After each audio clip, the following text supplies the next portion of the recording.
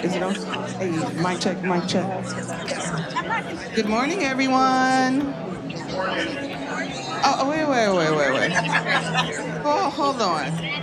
Good morning, everyone. Good morning. I like that. Hold on. We're going to go ahead and get started. How about I go?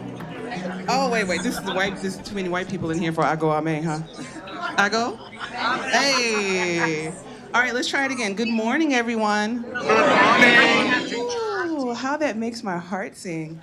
My name is Shonda Chapman, and it's my great pleasure to be here and welcome you to the 13th Annual Beyond the Bars Conference. Yeah. Clap it up for that. It's truly wonderful to see so many of your faces and to be here with you in the Harlem community of New York. As we gather from places across the country and across the globe, we offer our gratitude to be able to convene here on the traditional and the contemporary homelands of Indigenous people. We acknowledge the land politically designated as New York City to be the unceded homeland of the Lenape people who were violently displaced as a result of European settler colonialism over the course of 400 years. The Lenape are a diasporic people that remain closely connected with this land and are its rightful stewards. We also recognize that New York City has one of the largest urban Native American populations in the US, and we commit to working together to honor our past, to build our future with truth. We must also acknowledge that much of what we know of this country today, indeed this very institution, Columbia University, its culture, economic growth, and development throughout history and across time has been made possible by the labor of enslaved Africans and their descendants. We are indebted to their labor and their sacrifice, and we must acknowledge that the tremors of that violence throughout the generations and the resulting impact can still be felt today. So the center was founded in 2014 by 3 women, our dear comrade, Kathy Boudin, Cheryl Wilkins, and Geraldine Downey. The Center for Justice is committed to ending mass incarceration and criminalization and advancing alternative approaches to justice and safety through education, research, and policy change. Its mission is to help transform approaches to justice from being driven by punishment and retribution to being centered on prevention, healing, and accountability. This year's conference is bringing together people, organizations, and movements working on Indigenous peacemaking and restorative, transformative, healing, and reparative justice to develop solidarity, share analysis, exchange strategies and practices, and together to build power to create the world that we need.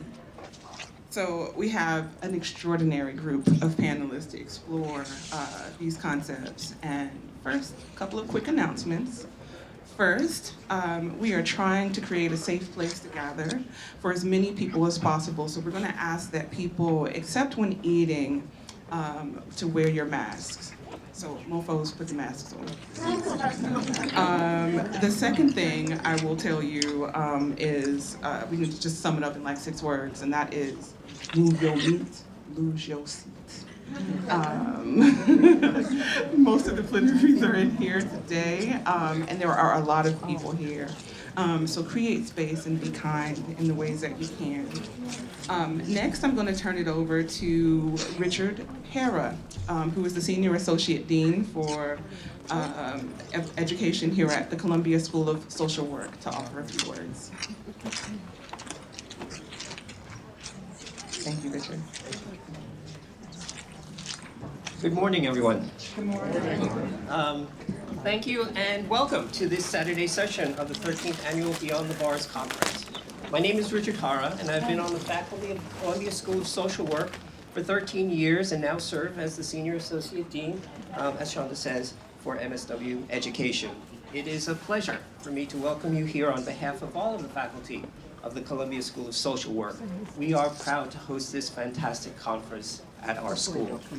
As already described, the Center for Justice is firmly committed to ending mass incarceration and to creating pathways to justice rooted in healing, prevention, accountability, and equity. Similarly, the mission of the Columbia School of Social Work centers on maximizing human well-being and ensuring that all can reach their full potential. Our faculty, staff, and students commit themselves to eradicating injustice, alleviating suffering, combating racism, rectifying systemic inequities, and promoting full and fair access to opportunity in all sectors and strata of society.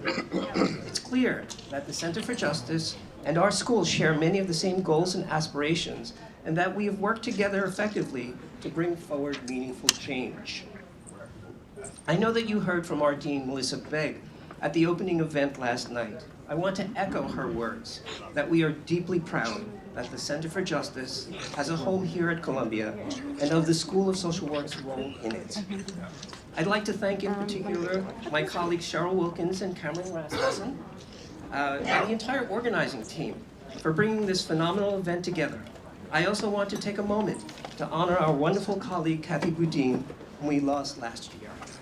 She was a beloved member of the social work faculty, and we will do all we can to continue to recognize her immense contributions to our school and to the Center for Justice. I was intrigued to see that the theme for this year's event is Seeding Justice, recognizing that you all are looking for ways to cultivate healing, accountability, and transformation for people and communities, as well as to hold harmful carceral systems to account. These are ambitious and worthy aims, and there is an enormous amount of talent, lived experience, and dedication among the participants here to bring these aims to fruition. This is incredibly exciting and full of possibility, and I am especially thrilled that our students have the opportunity to work alongside you and to learn from you, both at this conference and in your work throughout the year. In closing, it is a pleasure for me to welcome you here and wish you all the best as you take up your important work. Thank you.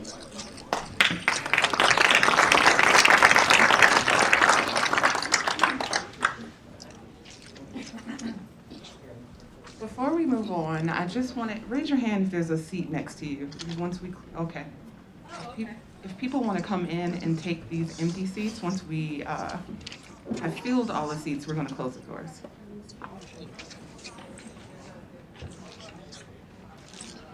And then raise your hand if you need a mask. We have some. Take one down, pass it around kind of a situation. Need a mask. Oh,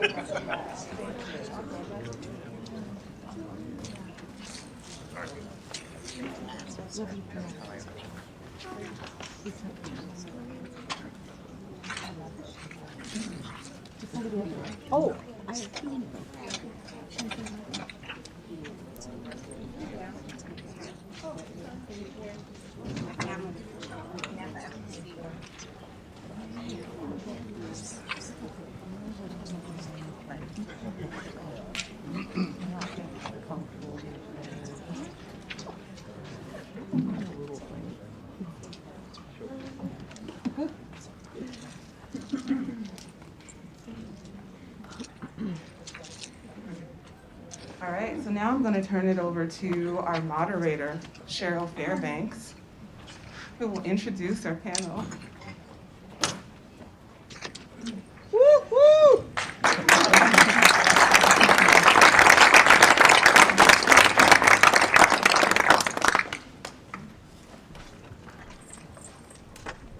Good morning, everyone. good morning. Good morning.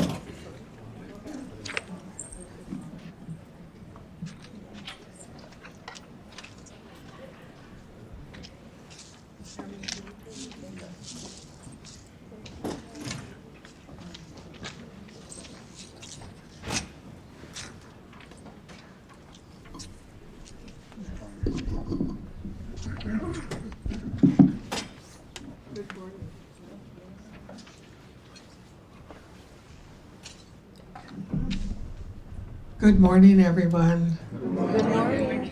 Ahu Sani, precious children of the land. Hin Ahu Sani, precious children of the water. Ganesh Chish, thank you for honoring us and inviting us to this most important event. We're the Indigenous people of North America, and I just wanted to thank the group for inviting us to be here. We have an esteemed panel today.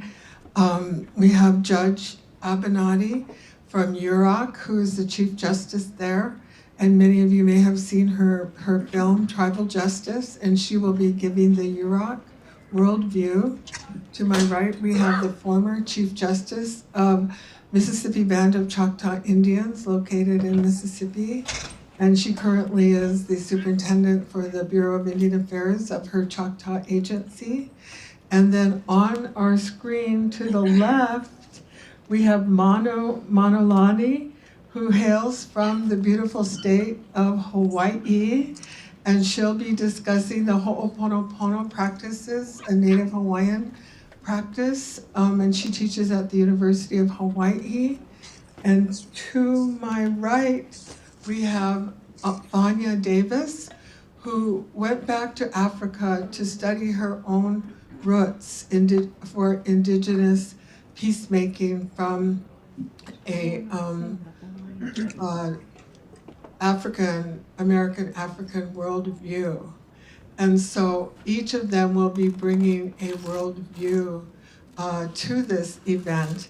And to begin with, we are going to ask Manu to open like we usually do in prayer, and today we're going to open in song. So Manu.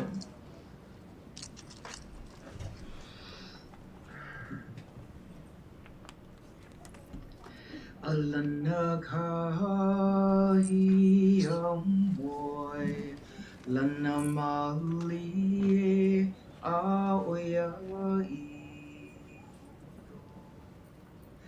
He o kumu, he o lau, he o lono ake aloha. E ho o ulu mai, e ho ulu mai, e ho o ulu ai, ka velina a ke aloha.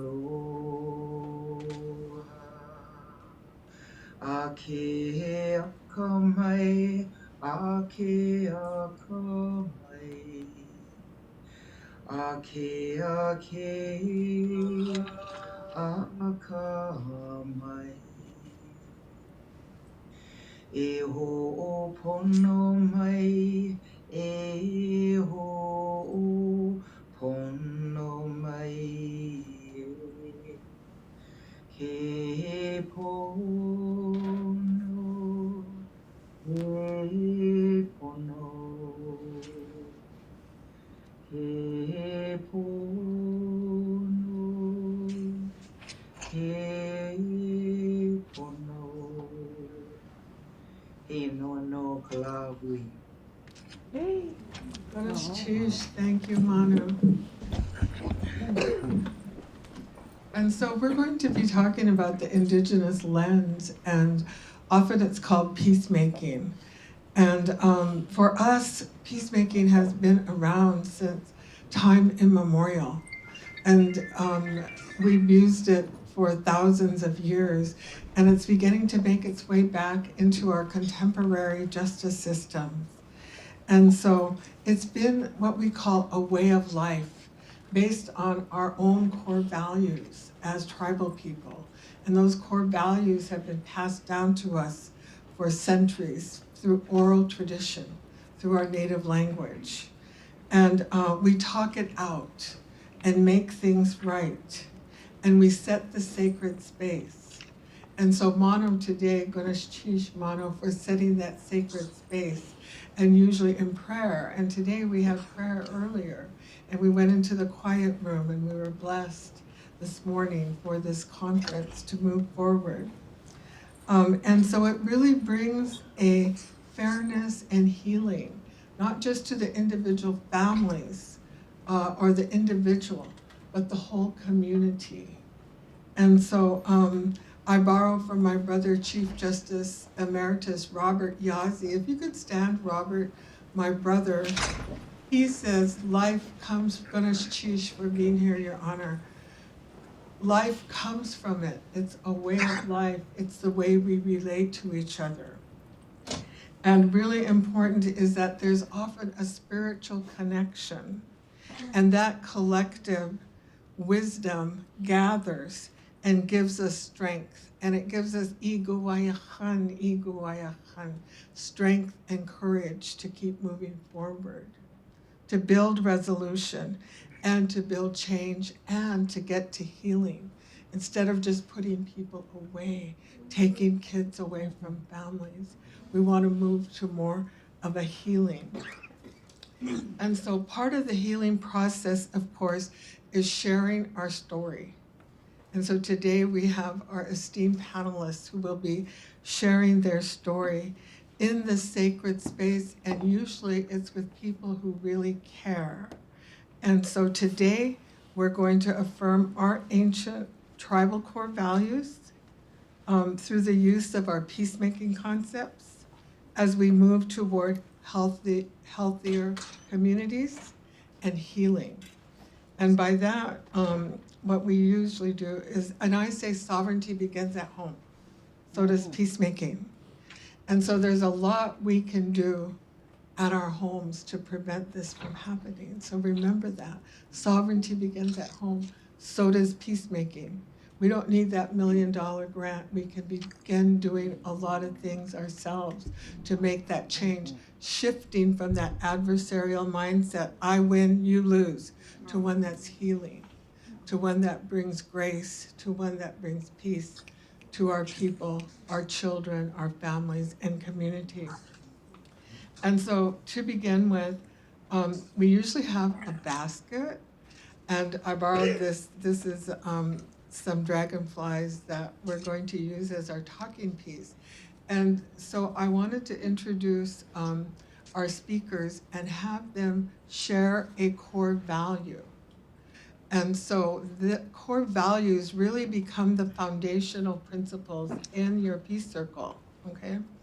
And so and who gifted it to you?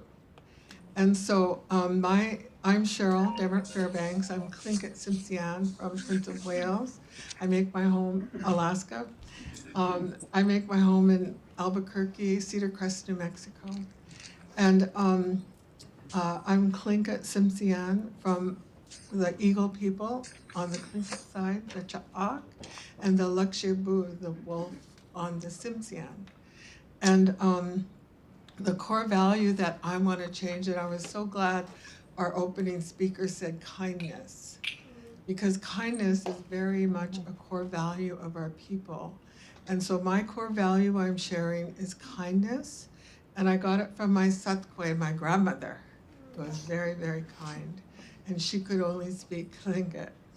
And she made sure all of us have that core value. So I'm going to pass to Nell, a core value, and who gifted it to you. Good morning, everyone. Good morning. There is a real connection with family members. Our grandmother was a woman who welcomed everyone into her home.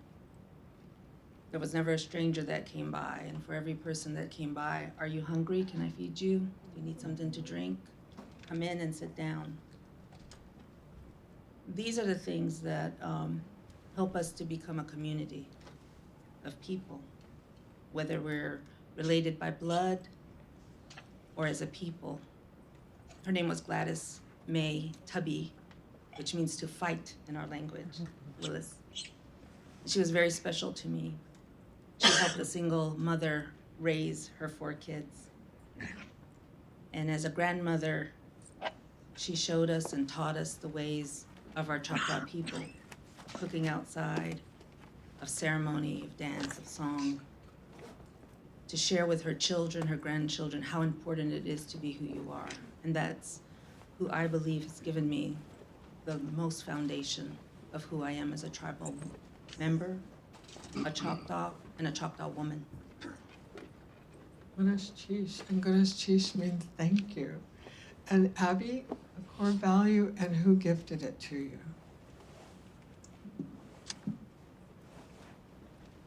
Nick now, Judge Abby, and I think my core value really came from a person we called Old Gran.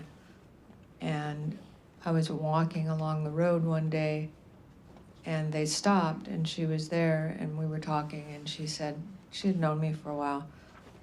She said, clearly you have no sense, so you might as well come and live with me. And I said, well, that's probably true, so I did.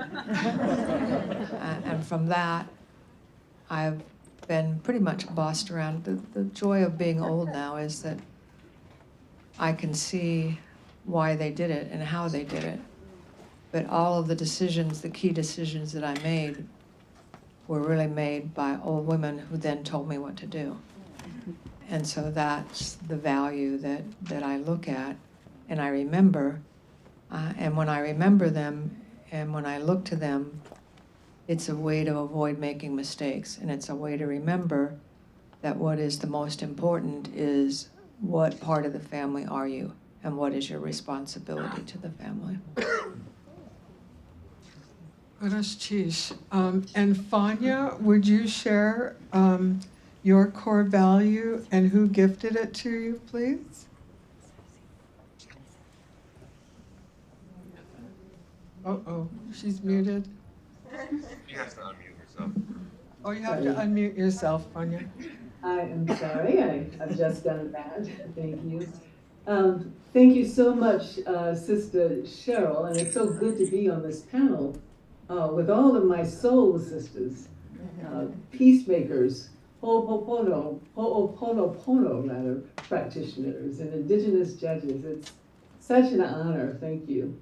I'm coming from the land of the Ohlone people, Oakland, now known as Oakland, California.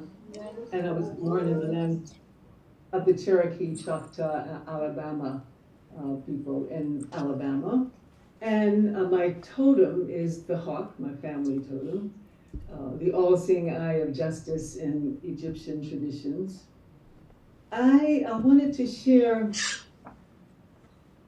non-binary ways of thinking, knowing, being, letting go of either or, splitting ways of being and being, and embracing both and ways of seeing and being. and seeing and truly embodying and experiencing the inherent interrelationship of the structure of reality, as Dr. Martin Luther King calls it. We talk about how everything is interrelated, and we are all one. And for me, the value really is to embody it, to live it, and especially learning to think and be and know in non-binary ways.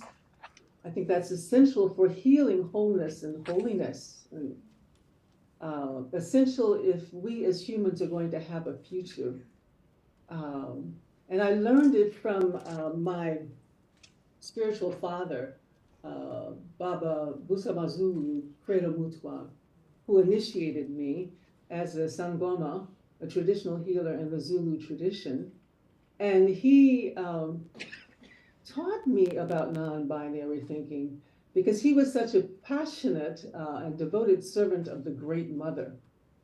And he told me, if you want to be close to the Great Mother, Fania, you must contemplate the opposites, good, bad, right, wrong, innocent, guilty, lightness, darkness, and contemplate these opposites until they become one. And then you will be very close to the Great Mother.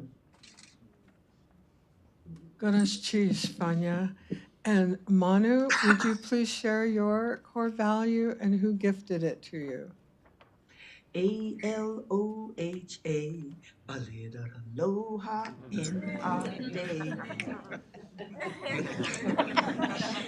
Ganesh Yes, Chish. it's true. Aloha is the genesis and the source of our collective emergence, and it's loving.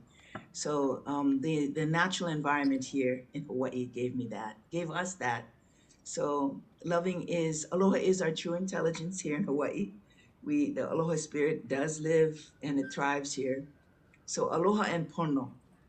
Pono for me and for us is goodness, so truth. So compassion and truth, love and wisdom.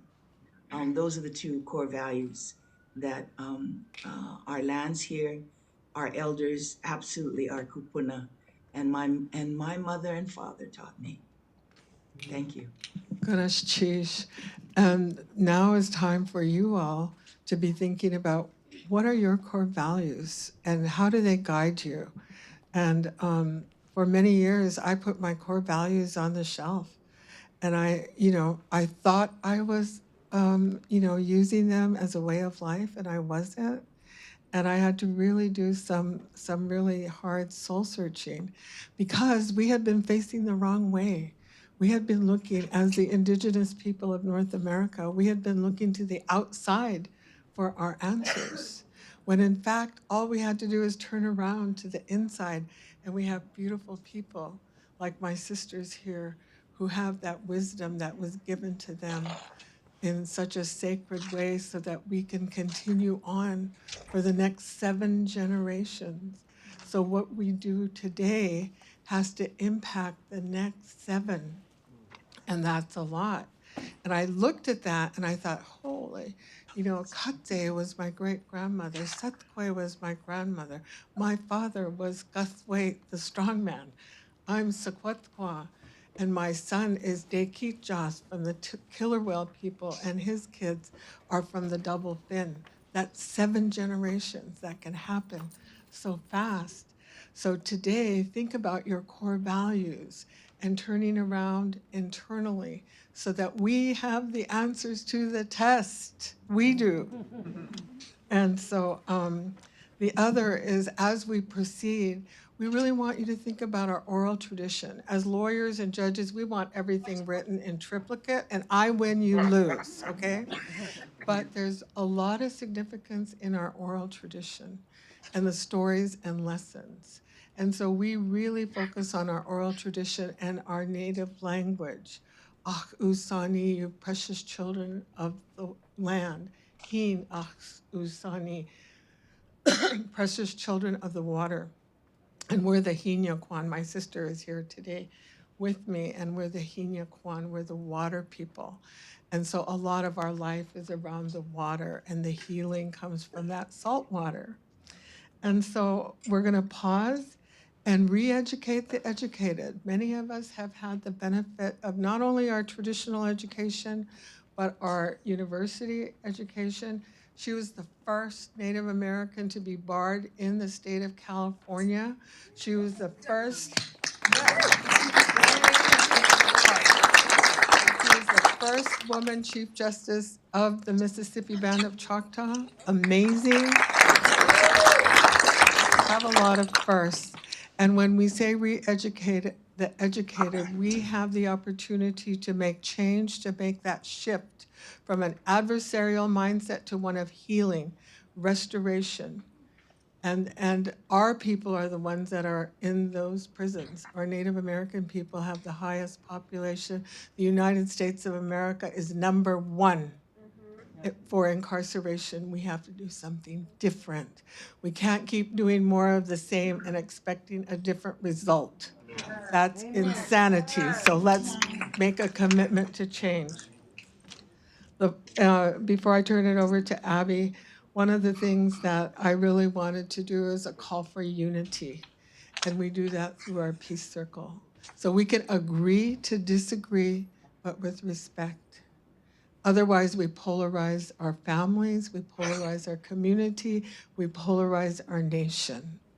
And so when we had this peace circle, everyone thought we're just gonna hold hands and sing Om. No, we have to be able to agree to disagree with respect so we get clarity, so we get resolution, so we move toward healing. Otherwise, we're putting people away. And that that recidivism kicks in, and we know what that's like. So Gunash Chish, I'm going to yield to Abby, and then Fania, and then Judge Ray, and then Manu, and then Fania is going to close out with a song. And so, Judge Abby. Okay, here I am again. I want to talk, we only have a few minutes, so I want to try to concentrate on what will help you go forward. And I think what's the most helpful is to realize that you've been educated into a system that, one, doesn't work, so you're going to have to figure out how you're going to approach that. You know, and when I went home, because we were organized in '93, and when I decided to go home to be Chief Justice, I knew what I didn't want to do. But I didn't know exactly what I wanted to do because we had the break after the invasion, and so we didn't get to evolve our systems. And I think that what you all have to recognize is that many of you came here either drug here or running from poverty or running from whatever. And the whole idea of the melting pot and drop your culture at the door was probably wrong, because we all pretty much came from villages before the Industrial Revolution. And trust me, you could not act like this in a village. It just would not have worked. You know, we still live in villages, so we have that advantage. You know, that's where I come from, a very small place. And what you learn in a village is a different value system. And when I first came home, that's what I was concentrating on. Okay, what value system, what kind of infrastructure do I want to create? I got the opportunity to set up a judicial system. I knew what I didn't want pretty clearly, but then how do you look at it? You know, when I first came home, people said, well, you can't be the judge because you know Cheryl. I said, of course I know her. We all grew up together. So what are you trying to tell me? You know, I'm old, but I haven't forgot her. You know, and there was like, you know, clearly you guys watch too much TV. You know, that's not the point of this. The point of this is that for thousands of years, we lived on this river. And we're all Yuroks, and you may not know too many Yuroks, but we have a tendency to get at each other a little bit. So how did we resolve that? Did we run around looking for strangers? No, we did not, because there weren't any. We'd still be running around looking for them. So there was another system, and that's what we're going back to. You know, that's what I'm going to ask you about. That's what I need you to do. Because they've been here. The invasion was for us about 175 years ago. We had this place for thousands of years. They've managed to crap it up in less than 200. So they clearly need us. And we need to come back out, and we need to help them. Because if we don't, what we use to survive, and I'm not bad-mouthing it, is we ran and hid, and it worked, frankly. And the place saved us because it was very isolated. But that's not going to save us this time. We have to come out and help them because they don't know what they're doing. You know, so when we looked at the system, when we started with 3 people in the court about a decade ago, and now we have 60. And the bulk of those people are out there with family, talking to people and helping people. You can't just go, okay, stop that. What are you trying to say here? You have to be, and what we train all of our advocates to, the ones who've been to school, the ones who have not, is you know what an aunt and uncle does. Go out and do that and do it right.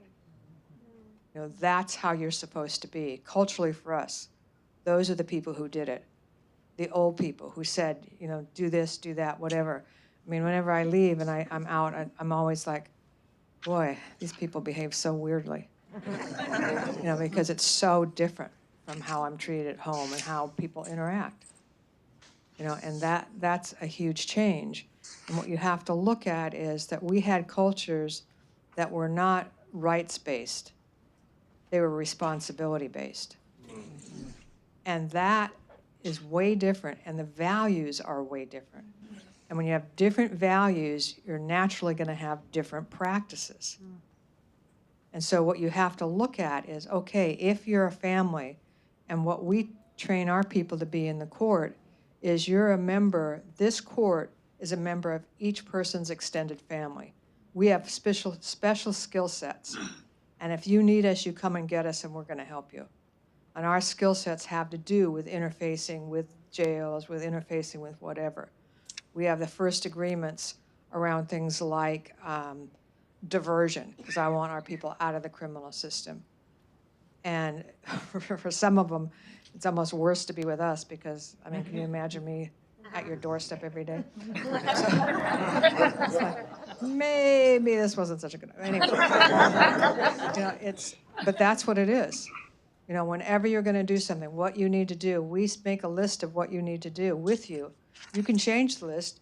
And how often are you in court? Not every 6 months to see how you're doing, every 2 weeks so we can see how we're doing and you're doing together. So we can change if we need to. Because when you get one thing done, maybe you need to do another thing and you didn't know you need to do that. Or you just realize, oh, I don't have a driver's license, you know, and your aunt, who is your advocate, said, do you have a driver's license? And you've been driving without a license, and you know, then your aunt head slaps you and you go on. But anyway, so then you have to fix that. So that has to come to the top of the list. You know, so you have to do all of those things and realize all of those things. And that's what we're there to do, is help you reintegrate. And when people come into court, you know, at first when I came home, people would hold hearings and people would come in and I'd say, do you want to just talk to Judge Abby or do you want to have a trial? Well, oh, we'll just talk to you. Okay, so we'll do that. So we rarely have trials because, you know, it's sort of like, I wasn't there, you were there, so I don't need to guess, just tell me what you did. You know, I don't have time to be guessing what you did. I can hardly figure out what I did. You know, so if you did something wrong, then you want to make it right. I'm going to help you make it right. How are we going to make it right? So you can walk out of here and be okay. That's the point of this. You know, you need to be in community because for us, every person has a purpose. And if you don't do that purpose, that means it is left undone for eternity. Period. You know, so you have to be on it, and I have to help you do it so you can get it done. Because if you don't get it done, then it's never, ever done. Wow. You know, and that I can't do Cheryl, she can't do mine. I mean, that's just the way it is. And you have to do that, and you have to work with these other systems. You know, we created, and every system that you look at, you have to look at and change. You know, we have the only child support court, and we have it in a tribe because I changed the system. And I said, we're going to lower the rate, and we're going to put in what's called in-kind. So that if the parents agree, everything from babysitting to regalia to wood to salmon can be factored in. for support. And you get credit for doing things together and for going to the kids' games and all that kind of stuff, if you agree. That changed the whole thing. Now the state has a pilot program to match ours. You know? Our diversion program is the same thing. Now they're matching ours. Our foster care program is a family wellness court where we sit, tribal court judges sit with the state court judges. We have all of our services and all of their services together, and we meet every 2 weeks. That's a huge change. And those are the only courts in the state that do that. You know, we looked at domestic violence because we have a lot of domestic violence, which we never had before. And we have the only state certified program, and we changed it to have a cultural approach. So what we make people do, I know what happened up there. I know about indentured slaves. I know about the boarding schools. I know where the massacres were. And I know whose families were at those massacres. Now, what people don't realize when they talk about historical trauma, because it's not that long ago, is that if somebody comes into me and they have a certain behavior, I know it came from one of those incidences. But they don't know that. So they have to figure it out. Humans are like that. They need to know why. And then they can start unraveling it. And then you can say to them, do you want your boy to be like that? Do you want your boy to go to prison? And most people are going to say, no, I don't. You know, and you have to accept sometimes it works and sometimes it doesn't. But a lot of times it does. And this works a lot better. You know, and we don't have disposable people because of that purpose thing. You know, that's the difference in the value system. And that's what changes you, is that value system. So your practices change around that. You know, if you do something wrong, just come in and tell me, and then we'll take another try at it.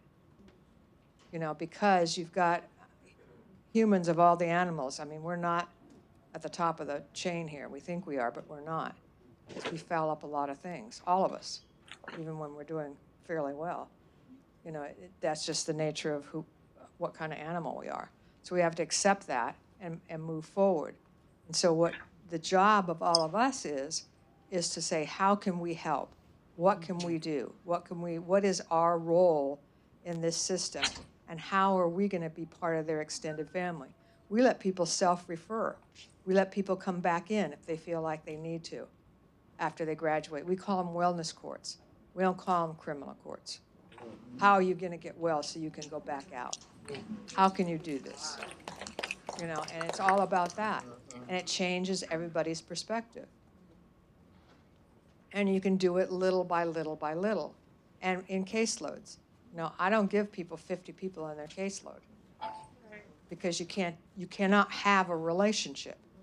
And what I need you to do is I need you to be there for them, period.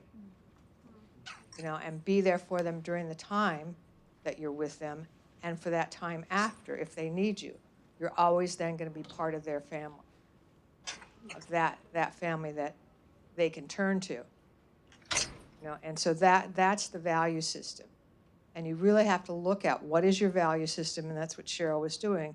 How do you figure out from that practices? You know, and that's way different than, oh, you can't go into a client's home, you can't do this with that or whatever. We don't have any of that kind of stuff.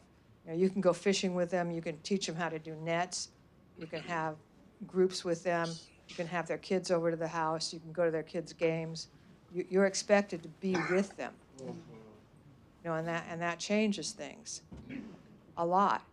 And it also, we don't, you know, some of the things, oh, this is a confidential hearing. No, all of you that are in this calendar are in there together so you guys can help each other because you guys have things that you can help each other with.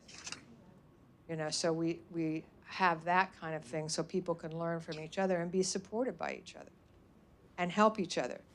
You know, and when we have like an event, we'll have wellness events. And here's a good example. You know how everybody loves raffles because everybody loves to win the raffle. But you know, people will get involved in raffles. So we changed our wellness raffles so that if you won, what you won was the ability to come up, pick out a prize, and give it to somebody. And that's a whole different thing. You know, and just that, those minor shifts like that, to be able in a community like ours to pick out a nice tent or a kerosene stove. You know, you may not use kerosene stoves when it's hot. That's a really big deal, you know, and to be able to run over and give it to somebody. And that, so look at that kind of thing. Look at the thing you do without even thinking about it and change it if it's going to work better. But you can tell it worked better by the look on the people's faces who win and how excited they are. You know, so look at all of those things. It isn't always about me, me, me. I have the power too. So what?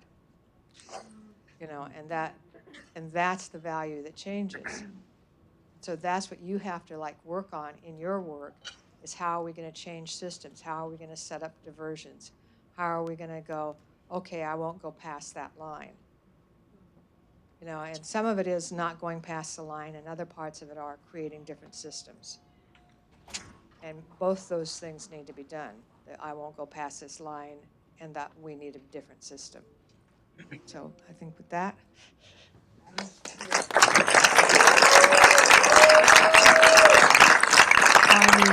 She is amazing, and she also has her documentary out, Tribal Justice. It is really a good learning tool for you to use. Our next, and thank you, Judge. Our next speaker is Fania, and I met her, I saw her first, and I go, who is that woman?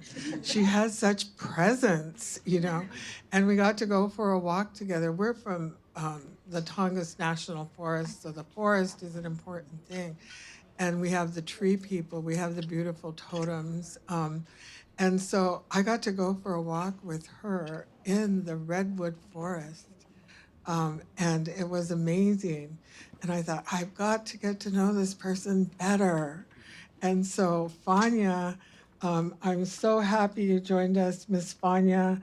And we'll turn it over to you next. Thank you. Thank you so much, Cheryl. It really struck me when you said you are children, your people are children of the water, because water is associated with the continent of Africa, and African people are considered water people. So we're kin. And thank you so much, Judge Abby. I know from personal experience how much of a truth teller she could be. Sometimes quite brusque. Is that a word? Briskly, yeah. But Judge Abby, what an incredible story you shared with us. And I want to send our judges up to you. And I hope that all of the courts in California can take the lead of the tribal court there. There's just so many incredible, the wellness court, the whole idea of a wellness court is just really revolutionary. And the raffle, the giveaway raffle. Thank you for that inspiring story. I love the theme. If I can talk about the theme a little bit first. Seeding justice. The idea that we seed justice. We plant seeds in the womb of Mother Earth, and she and we nurture, nourish, and cultivate those and grow those seeds. And then what comes from it is life. Life comes from it. As Sister Cheryl said, and quoting our esteemed Chief Justice Yazi of the Navajo Peacemaking Court. Hello, Chief Justice. I hear that you're out there. And so what grows when we see justice is a justice that in turn nurtures and nourishes and gives life. Justice becomes a living thing that we seed and cultivate and grow and harvest and reseed ad infinitum. We affirm life, we give life, we enhance life. And so our justice is life affirming. Certainly the justice that Judge Abby described is life affirming. Life comes from it and it enhances life.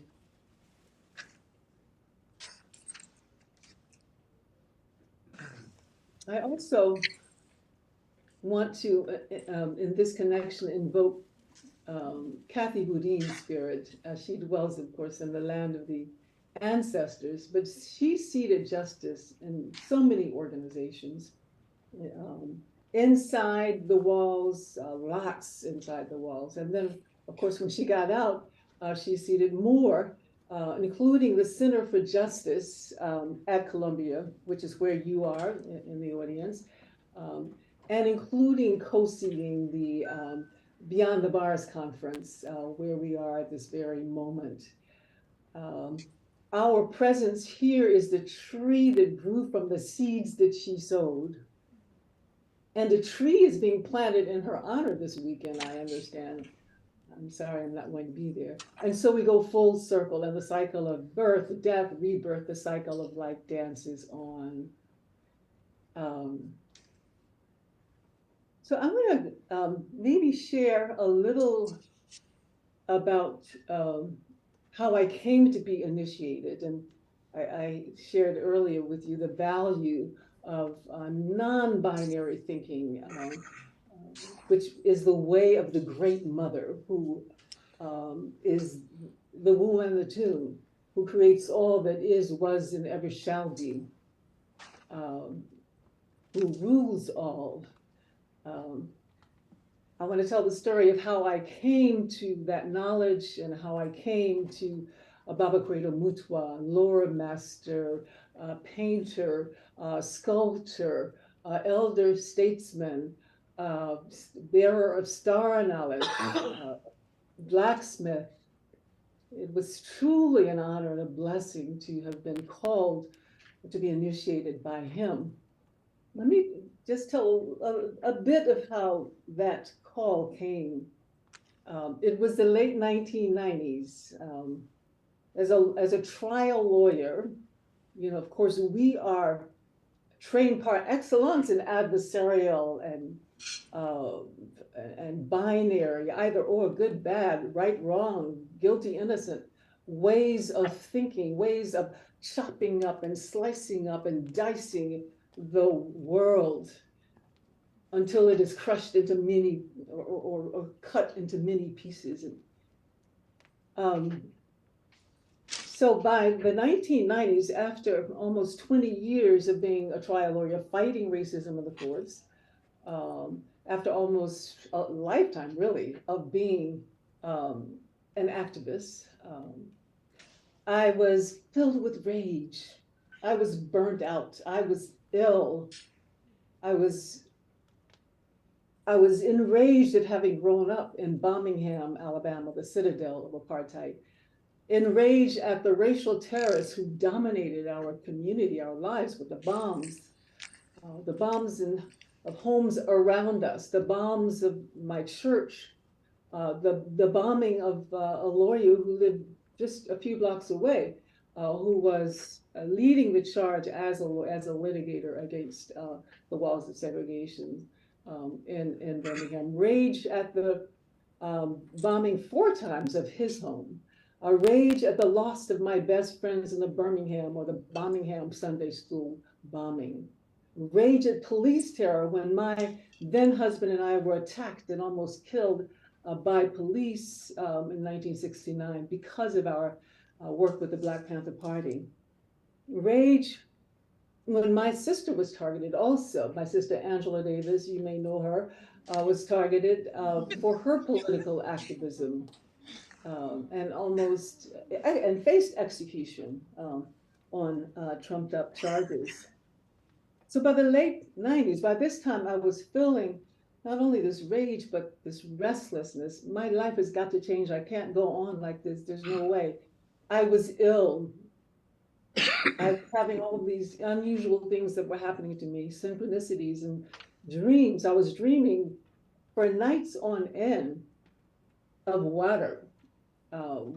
Being immersed in water, being washed away by tsunamis, being born and reborn in water, cleansed and purified in water, living in water. And we talked about the water people. And water is also associated with the Great Mother, the water of life. So I was having these dreams and synchronicities, including a street prophetess blocking my way forward as I was rushing down the stairs away from the courthouse to go to my next appointment. And she stopped me in my tracks and basically looked at me and she said, do you like your work? Do you like what you're doing? And I had no response. I was just speechless. And then she turned around and pointed to the northeastern sky. And she said, you must listen to them, the great beings there. And I learned later, was referring to Ursa Major. And it is known as the Ark of Ancestral Knowledge. You must learn from them. And I had not learned from my ancestors. I had experimented with, or I shouldn't say experiment, I had been doing meditation and learning about Eastern philosophy, but I had not learned anything about my own African ancestral wisdom, spiritual wisdom. But, and by the way, when she pointed to Ursa Major, that points the way to the North Star that our ancestors followed and that Harriet Tubman followed to make their way north to freedom. And later I learned that this was a call to initiation, the illness, the waters of initiation, the synchronistic occurrences. And synchronistically, an African initiated person, shortly after I had that experience with the street prophetess, came into my life and started teaching workshops in my home about African spirituality. And he also connected me to a High Sanusi, to the chief Zulu traditional healer that I described earlier, Busamazulu Credo Mutwa. And amazingly, soon thereafter, Credo Mutwa ended up initiating me as a traditional healer. And in many ways, it was an initiation into indigenous knowledge, into indigenous ways, which was such a gift. You know, there are three kinds of initiations generally. Age group initiation, you know, like children going into puberty or elders being initiated, secret society initiations, and being initiated as a healer. And often you can be called to initiation as a healer through illness. And that illness won't get better until you're initiated as a healer.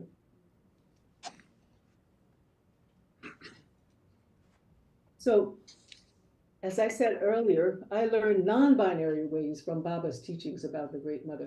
I have never encountered such a passionate devotee of the Divine Mother as Baba is. Whether Nom Kubulwani, Nomaza, Mami Watsa, Yamojra, Ushuna, Isis, Kubalamba, Pachamama. And I don't know the names of the great mothers in Native American traditions as yet, but she is known by many names, but she is one. And he said that one worships the mother not just through prayer and ritual, but also through deed. And that's why he devotes his sculptures and paintings and stories and poems as offerings to her. In fact, when I first visited him, I was greeted by this massive sculpture of Nom Kubulwani outside of his village that he had created, which was just beautiful.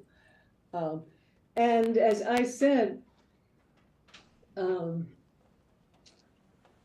he told me that if I wanted to be close to the Great Mother, it was important for me to move into a unitive and kinship mindset, move out of that binary mindset that we are conditioned to think and be in, and into a non-binary way of being in the world.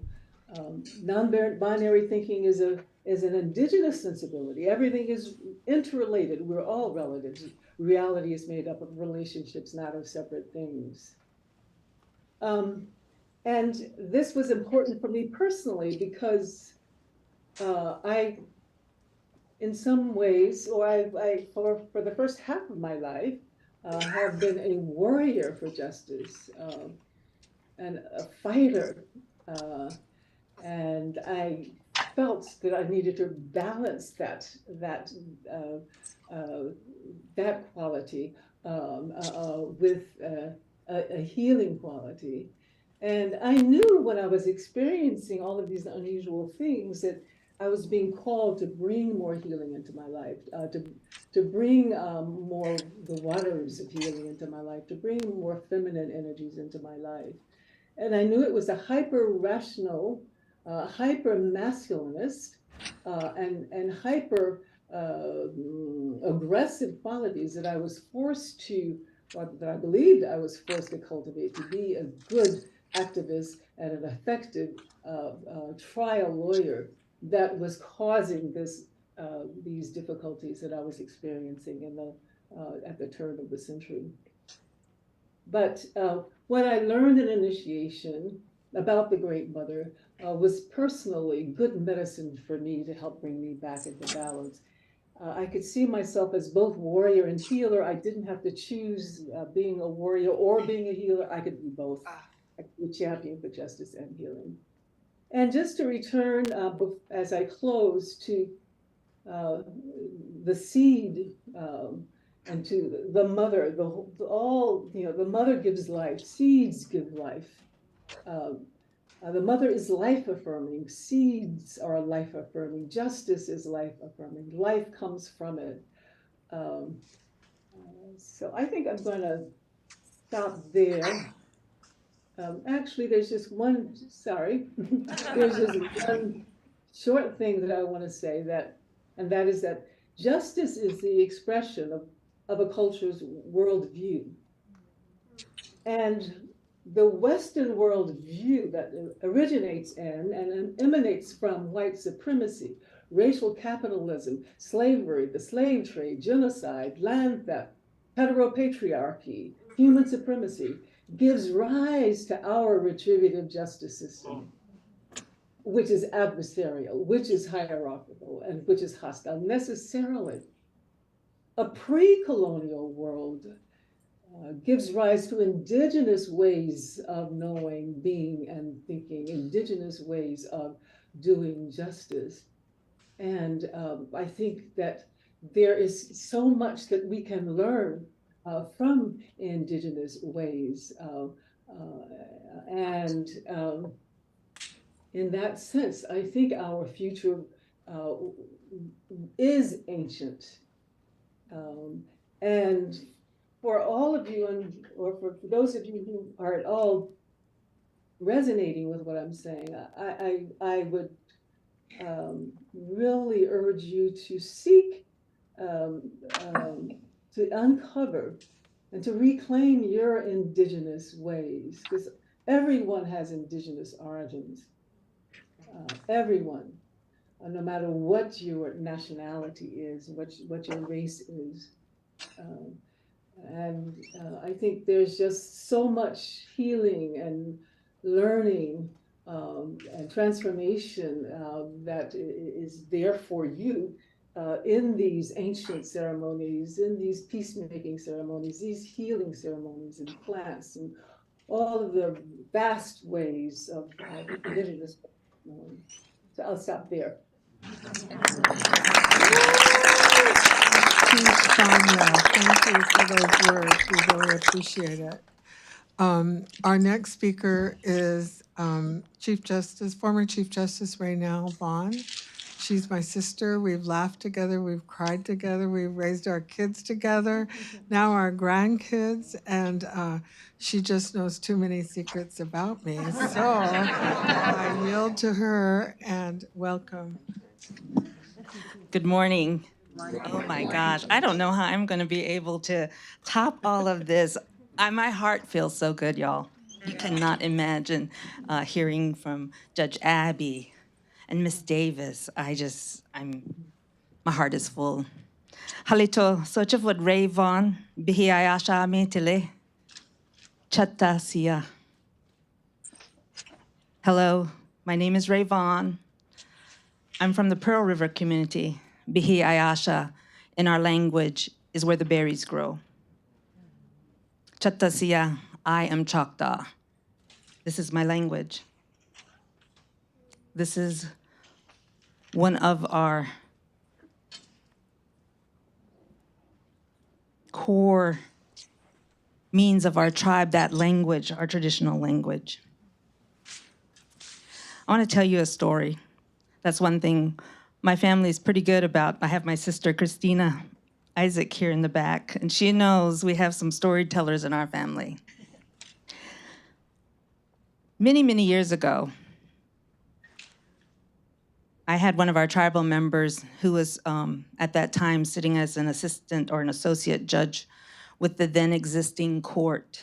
It was a court that was developed by the federal government and then taken over by the tribe under PL 638. And she came to me to my workplace at that time. I worked in the archives and history department for our tribe. And she took me outside and she said, "Ray, I have to ask you a question." And I said, "Sure." And she said, "Would you consider being a judge?" "A judge? Are you sure? I can barely make decisions for myself, let alone anybody else." We laughed. And then I said, "Let me talk with my family." So I went back home that evening. I spoke with my family. I spoke with my mother. And I had to really think about what this entailed, because for me, being a member of the tribe and serving as a judge for our tribe was a very high honor, but also held a lot of responsibility. I'm a lay judge. I got my education from Mississippi State University in criminal justice and corrections. I had worked in different capacities throughout tribal government. I was a home parent for special needs children. I was a director of children's advocacy. I worked at the hospital. I worked in almost every facet of tribal government. And so with that, I'd built a large rapport with tribal members in different aspects. So in essence, I was getting ready to be here, but I didn't know I was going to be here. So with that, I took the challenge. I was on the court for about 12 years. As we began this journey, I was blessed. I was so blessed to come across Cheryl Fairbanks. Now, Cheryl and I, we didn't know. We did not know one another from anybody. And she came down. The late Philip Martin, who was the tribal chief of our tribe for 4 terms, or 6 terms, a long time ago, said, "I want to create a court system that was expansive and brought in culture." Prior to this reorganization, it was 1 court, a criminal court, a misdemeanor court with a chief judge and 2 associates. And then we had a special judge who was a law-trained judge who served in our civil court. So with the reorganization of the tribal court system, he developed a local youth court or family court, which consisted of juvenile delinquency, children in need of care, civil court, small claims, etc. And then a new court, which is Iti Kana Igbi, to make new again, which was our peacemaker court. Now, I don't want some court from one of our council members. "We don't want this to be some court that's coming from South Dakota Indians, well, da, da, da." They were not receptive because, like other folks, we were indoctrinated with assimilation. We have got to be Western jurisprudence. So then we began the operation of the newly organized court. Our peacemaker, Henderson Williams at the time, and his associate, Curtis Willis, began the journey of peacemaking. Peacemaking for our tribe is voluntary. It can come from the civil court, maybe issues of child custody, trespass from the criminal court, different areas, because what you want to do in peacemaking, and I'm giving, as Cheryl said, my own personal view of where we are as a tribe. Because one thing is truly true, is the fact that we live together. We live as neighbors. And it's important that we're able to live in unity, to help one another. And so we began this journey with peacemaking. We actually had the opportunity at the very beginning, back in 1997, that's when I got sworn in, the opportunity to visit Navajo Nation, and that was my first meeting with Chief Justice Yazzie. Very profound. They had a very experienced court, very impressive, lot to aspire to. And it was inspirational. As we made our way through the years, we had to think about, how do we change this system? How are we going to change this? Because we were operating under this Western jurisprudence. We've got to Choctawize it. How do we do that? Through peacemaking, but also we had to start with our youth. So during my time there, we developed youth court. We gave our children, our students, the opportunity to sit in different capacities while providing sentencing for our juvenile delinquents. The first case that I sat on, you would have been impressed with these kids. We're going to give them 100 hours of community service work. The delinquent had been missing school a lot. And he's going to write an apology, and he's going to do this, and he's going to do that. And, I was impressed with these kids. I said, okay, now let's think a little bit more about what we're wanting to do.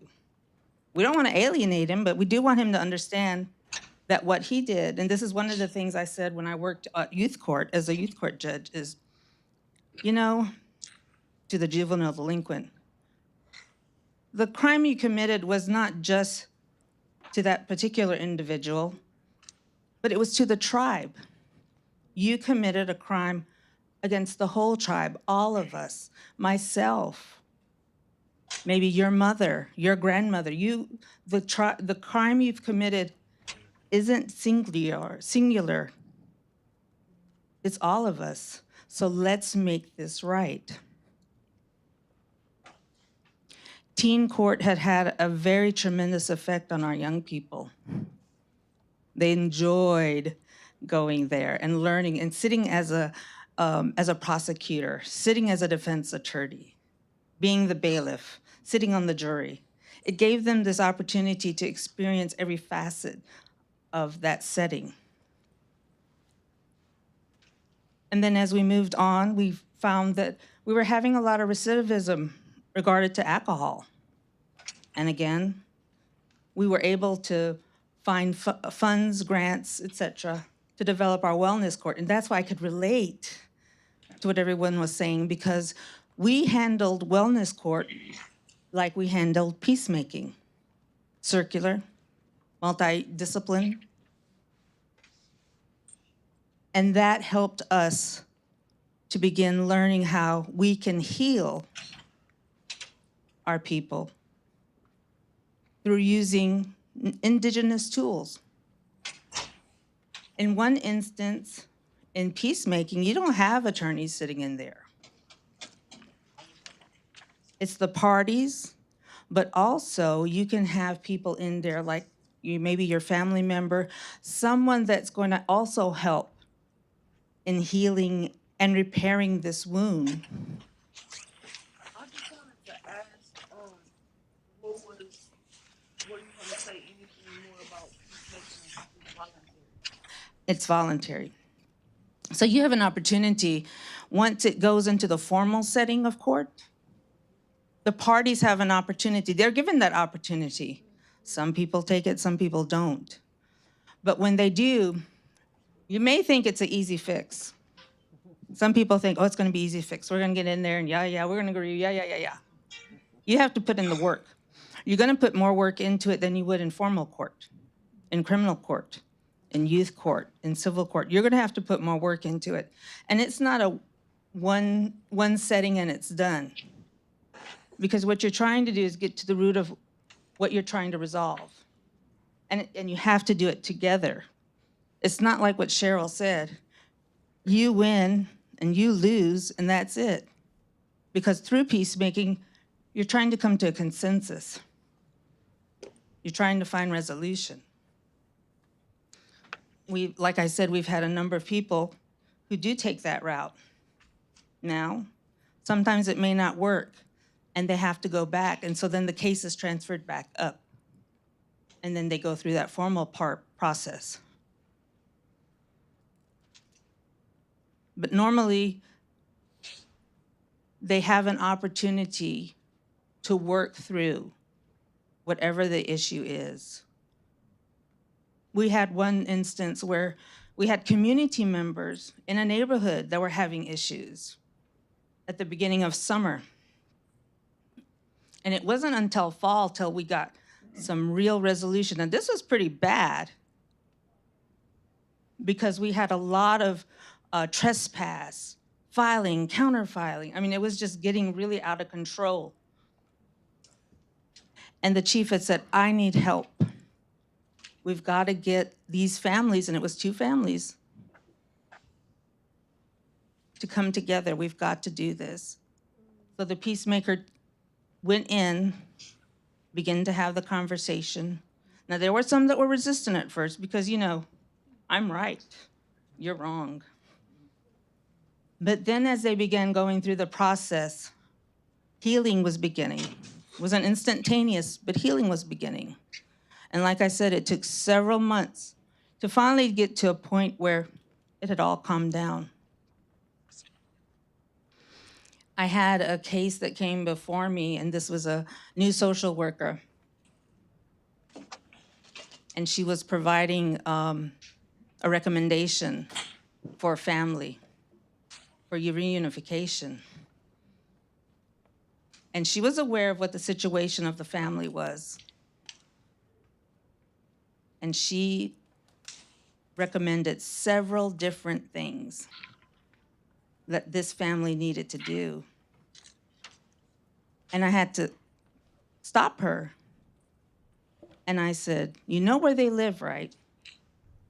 They're 40 minutes away from the main area, our main community, Pearl River, which is the hub of our government and where our health care, our behavioral health system, all these different resources are located. She said, yes. I said, you know they don't have a car? Yes. They're not working? Yes. Well, how are we going to be able to help them with reunification if we're setting them up to fail? What can we do? Well, I said, do you think you can go to their home? She said, yes. Do you think we can bring other resources to them? She said, yes. And I said, this is what we need to do. We need to go into the home. We need to be able to help them reach reunification because they wanted to reunify. They just didn't have the right tools. Those are some of the tools we use in peacemaking, is using our resources. I've gotten the 5-second sign, so I'm gonna wrap it up here because, you know, for those of you who know me, like my sister and Cheryl and the other ladies here, I love to talk. But if there's one thing I want to leave with you, is to be kind to one another, to help one another, to help in your families and your communities, to work together. If there's one thing you can do, is to do that. Kindness, patience, love are some of the values that we have as tribal members. And some of the values you have as well. It's there. I know it's there. Or you wouldn't be in the professions that you're in. I want to say one more thing in closing. I was told that New York people are very rude and cold and just walk right past you. But I must say, you have been very welcoming, very kind and very warm, and I appreciate everything that the staff and everyone has provided for us today. And I thank you as well. Yakoke, thank you.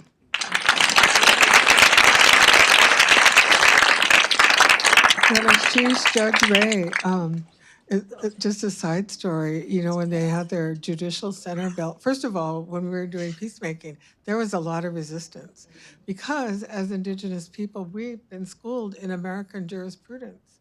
You know, that's how we, you know, and we want the black robe and the gavel, you know. And so there was a lot of resistance to that. But she's now on the council and she served as the Chief Justice also. She said, it's a way to put some of our people's way back into our system. And so that was amazing. And then we talked to the chief and they're building this big justice center. And we said, we have to have a peacemaking room. He goes, no. I said, it has to be a circle. No, that's too expensive. You know, guess what? Res ipsa loquitur, we have the peacemaking circle room. Thank you. And so our next speaker is Manu, hailing from the great state of Hawaii. I've known her for at least 10,000 years. When we met over Zoom. And then we were able to meet in Hawaii, and we didn't know each other. And she goes, are you Cheryl? I go, are you Manu?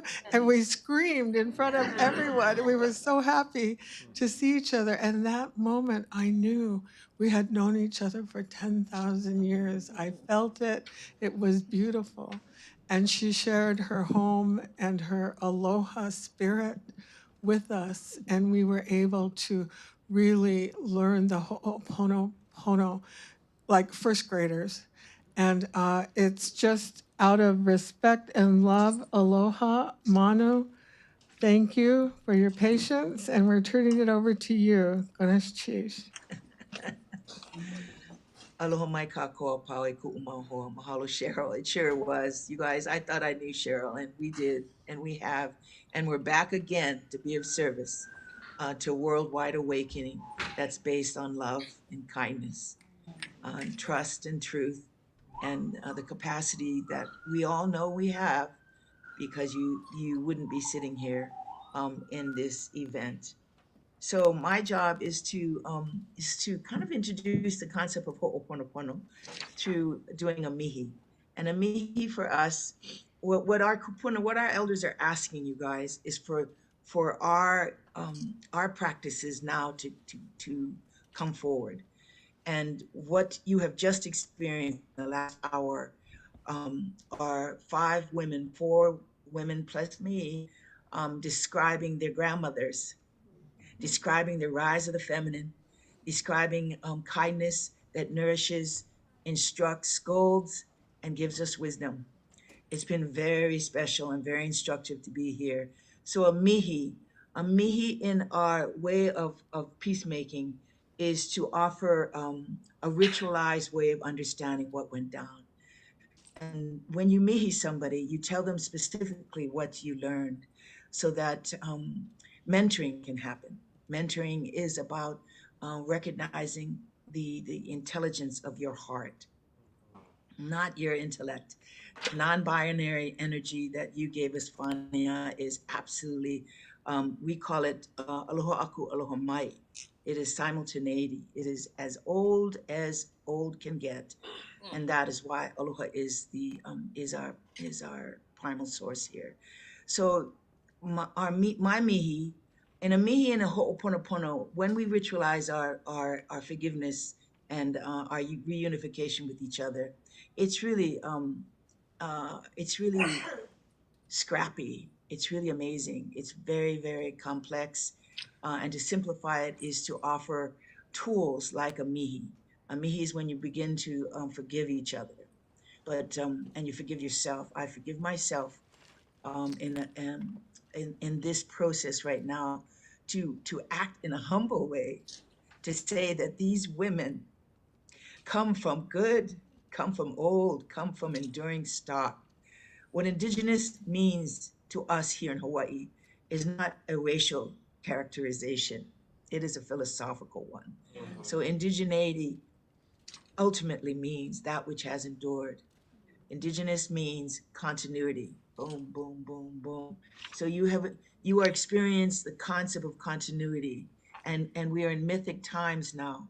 So my mihi, my sense of connecting to the mentoring that I received today is to thank you, Judge Abby. Really, that was spectacular. Because you know what Judge Abby is asking us to do is old, to always describe the higher. You can't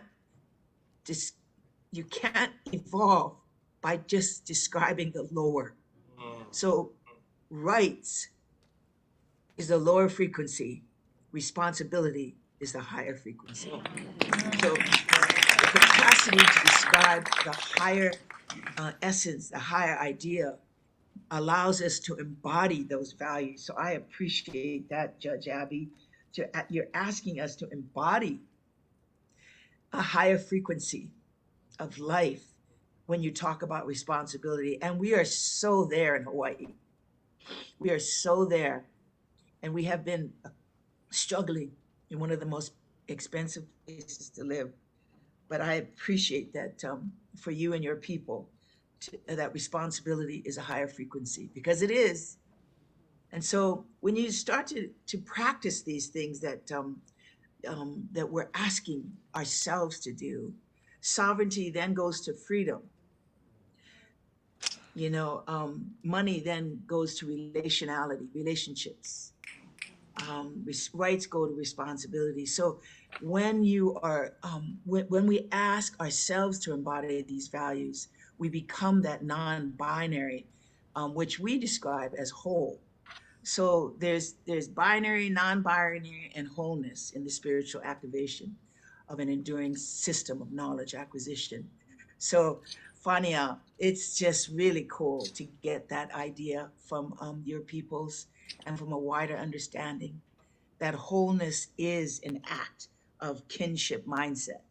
Wholeness is that non-binary-ness. But now let's describe the higher. We don't want to just decolonize ourselves. We want to reconstruct ourselves into the whole processes. So I've stopped decolonizing years ago, and we are reconstructing ourselves into the future as an ancient possibility. So when people use perceived contradictions, what you're feeling from the women here is the grandmothers. And what you feel from grandmothers is the earth. And what you feel from the earth is continuity. And when you feel that, you're feeling love. You're feeling ho'olokahi. Ho'olokahi is for us is the activation of lolokahi, which is lolo is our mindset, and then unification. Kahi is to be one. So ho'olokahi, we are working toward that as a panel. And Raynell, I just love that.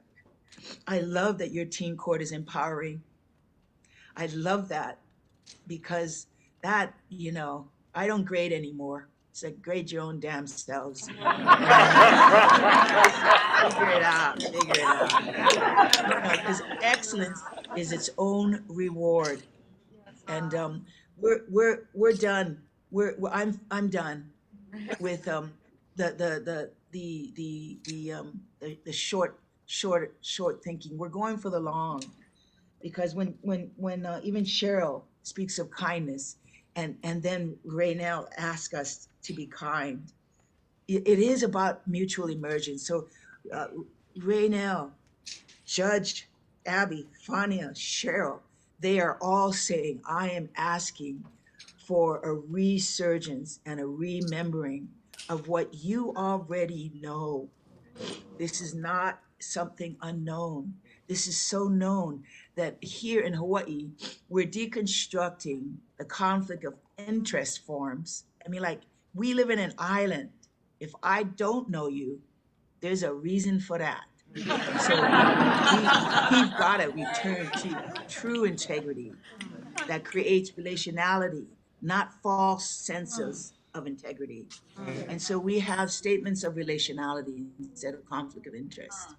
So when we can actually take principles and actualize them into policy, into an activated system of expression and coherence within our society, then we will help America evolve. Other than that, we're still going to be beaten down by an adversarial system that works in binaries. And you know, that's just not where the mo'o lives. That's just not where continuity lives. So it's happening right now. We just have to, you know, we have to stay steady and remember that that as you sow, so shall you reap. You know, Paticha Samupara. So mutual, dependent, co-arising. Aloha aku, aloha mai, meaning love is about loving. Pono aku, pono mai. Pono is what pono does. Truth is what truth does. There is an understanding within this panel, and as a haku ho'oponopono, as someone who referees, we only go in when nothing else will work. When you know, auntie wants to kill uncle, you know, we go into systems and family situations where it's very, very painful, and because ho'oponopono, when you use pono to get back to pono, you're using truth to get back to truth. And so for us, you're using relative truth to get back to absolute truth. Relative truth is the systems that go awry with different interpretations, with different hurts. And absolute truth is aloha, of course. And aloha can only be experienced through kindness, through forgiveness, through truth. And so it is a ritual, and our rituals now, where our aunties are asking those ritualistic ideas to come out into society, and one of them is the mihi. So that's why I wanted to do the mihi today to each of you panel members, to thank you for the brilliance of your people, because your healing becomes my healing. And when we heal, we can be of service to worldwide healing. But we need allies. We need the whole full spectrum of all the intelligences of the world. And we need you, every single person in that room. But we need you to love yourself. Love yourself. Love yourself. And then just watch what happens after that. Aloha aku, aloha mai.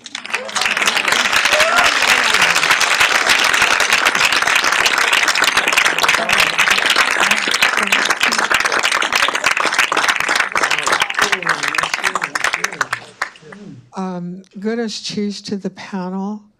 Ms. Fania, Ms. Manu, Judge Ray, and our esteemed Judge Abby.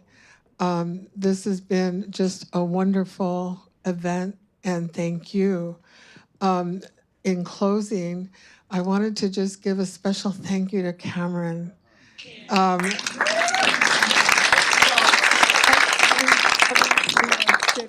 We're a little scared, you know, and I would call him and I go, how do we do this? How do we do that? And he was always so responsive. And we need this and we need that. And he was just so kind, that kindness. Thank you. The other is I'd like to also introduce a couple people. Of course, our sisters, Judge Ray's sister and Carol, stand. Your sisters, there's nothing like sisters. Desiree sister is here. There's nothing like family, nothing like extended family to have you heal. And then I'd like to introduce the Ahimsa group and the Life Comes From It group. If you could stand. Some of them are standing in the back. Ahimsa, visionaries, these are our healers. When we get discouraged, we hold each other up. So in addition to kindness, instead of pulling each other down, hold each other up. And there's a whole group that's going to be speaking on peacemaking, Christy and Rainey, and our esteemed Dr. Corcoran here from Lewis and Clark Law School. We're here as family, and we thank you for taking the time to listen. And we say Ganesh Chish in our language. And as closing, Mano's going to do, Fania is going to do a ending song. But before, I want you to put your hand right over your heart and listening to that aloha spirit that Manu talked about. And I learned this from our Apache people who sent this prayer to my husband when he wasn't feeling well. And it's called Bijaya. Say that. Bijaya. Say it again. Bijaya. One more time. Bijaya. And it's heal the heart and the rest will follow. Ganesh Chish. Fania, if you could close us out, please. Thank you. And thank you for that stunning mihi, Sister Manulani. Thank you. I'm going to close with it's called an oriki to Yemoja, who's the mother of the waters in the Yoruba West African tradition. And an oriki is a power call. That's the way we call and invoke her presence. The mother of the waters, Yemoja.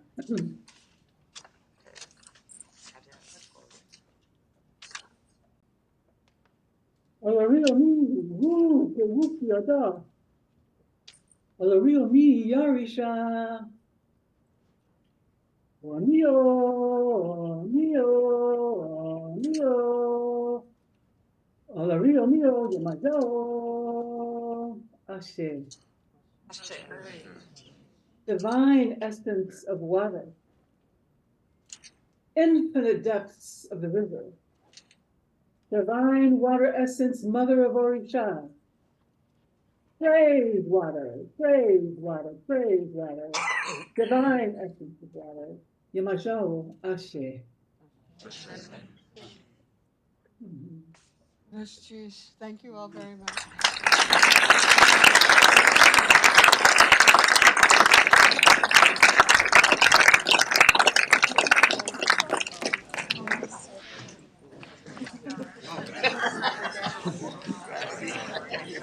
Y'all, one more time for our panelists. One more time. That was the medicine that I don't think I knew that I needed today, but I really deeply needed that. Thank you so much. I also want to let you know that my crush for Fania Davis grows stronger and stronger every day. And now I have 4 more crushes to add to this. Thank you very much. Abundance, I think, that we're working on today, abundance. So just quickly, I'll let you know, we're going to turn this around quickly, so if you can, stay in your seats. At 10 minutes, we'll begin our next plenary. But keep up all the wonderful energy, and please thank our panelists and our guests, and be back in a few.